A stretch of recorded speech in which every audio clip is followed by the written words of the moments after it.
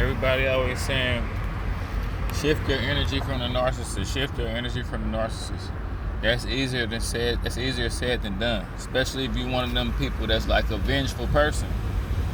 You know, and I don't know if that's good or bad, because being vengeful sometimes can be good when you're motivated. I mean, let's be real. Sometimes you got to use stuff as motivation. You know, hit the gym, look better, get a better life. You know they still watching you.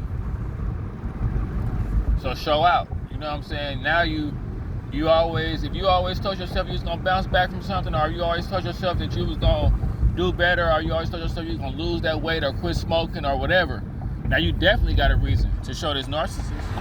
And of course to prove it to yourself. You know, you gotta shift your energy from the narcissist, but that's easier said than done. So in the meantime, use it as motivation. Go hard. You know what I'm saying? Sometimes you wake up, the narcissist is on your mind. You can't help that. You can't help which way your mind drifts. They say you have 64,000 thoughts a day. You can't help it that this person came and played with your soul. That's why I say it's demonic it's demonic. Think about it. You ain't never really thought about nobody how you thought about this person. I'm telling you, I'm going to crack the code. I already feel like I'm cracking a little bit of it. It's something demonic about these people. How they leave you cursed, how they leave their toxicity on you, on your spirit. You know, and it's almost like you feel like you need to keep dealing with them to heal from what they did to you. But what you got to do is, the closure is from the universe, the closure is from God. Like, that's why it happened the way it happened. You got to understand you was in love with an illusion. They presented an illusion. As soon as the love bomb phase ended, they turned into a whole other person. That person who they was, that's who they really are majority of the time. They can only keep up the facade for so long. It should creep you out. It should scare you. You want reconciliation, but you want reconciliation with a demon. You want reconciliation with something that don't know how to reconcile. Something that's on a mission. You should be happy that you got up out of there and make it a life lesson. It's almost like when you want reconciliation, or you want to just envision if they was like better, or you want to be like, man, like what if things that's almost like the curse messing with you. Like when you get to daydreaming like that, you should smack yourself back to reality and look at the results of what happened to you. Like that's what I'm saying. It's demonic. It's almost like a new breakthrough.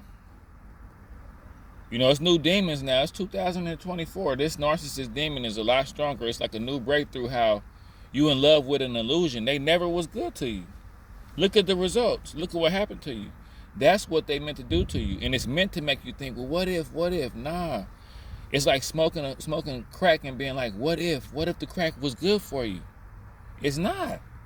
No matter how you want to slice it. No matter if you keep it together and you're able to keep a job, or no matter if you can keep showing up to church, you still on crack. It's still going to deteriorate you. This person still is going to deteriorate you no matter how you see it. You know, only God can fix them. You got to pray for them and pray for yourself. But when you get to daydreaming about thinking about fixing it or what it could have been, that's almost like the curse messing with you. It is what it was. That's the part but like, with you putting your own dream to sleep like that, but you like basically like, it's almost like you have to assassinate your own memory of what it was. That's what you got to do. It takes strength to do that. That's why I say people from the streets, the narcissist is the worst person to mess with, because we already taught to be like that. I was already taught to walk away from situations I love. I was already been abused by shit I love. Like the streets abuse you. So it's almost like, I'm telling you, like the streets is bad for you, but it's one of the side effects, one of the guilty pleasures of it is it's bad for the narcissist, because I'm telling you, I left my narcissist with a narcissist injury. You leave him with an injury when you don't chase, when you just be like, hey, it is what it is. Like I was already taught to lose an arm and keep going. That's my whole life. My whole life been built off pain. So a narcissist really just came into the war-torn chosen one and the ex-sociopath. Like you a narcissist on full blast, but I'm an ex-sociopath. I'm realizing even when I hurt my second baby mama, because I found out some shiesty stuff she was doing, and I instinctively hurt her like a week later without even really knowing. It's like it taught me more about myself. These narcissists taught me about myself to where I ain't gonna say I'm gonna keep that sociopath in my bag, but if a narcissist come around me and it's a demon sent from the pits of hell to destroy people, to destroy empaths, I'm also an empath. I cry like that.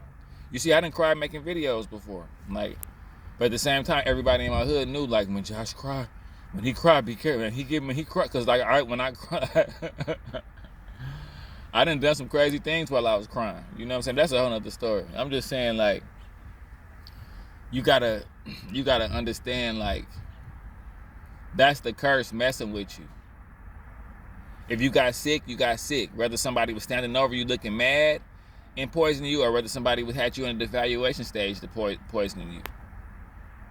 Like, see, you got to understand that the evaluation stage is a must. The discard is a must. It's like, that's when they run out. Like, what do you think is going to happen? Like, they know they don't have no more love to give you. That's why they torture you on the way out, because they know they ain't got nothing else to give. Like, it's the love bomb phase. The devaluation phase is the majority of the relationship. It's like the love bomb for like 2 months, the evaluation for like 5 months, and then discard for like out of nowhere. And it's inevitable that that's gonna happen. That's why you got to catch them in the middle of the devaluation and beat them to the punch. That's what I did. You know what I'm saying? Like, and left them with a narcissistic. That sociopath just rush out, and I was, oh damn, my bad. I ripped your face off on accident.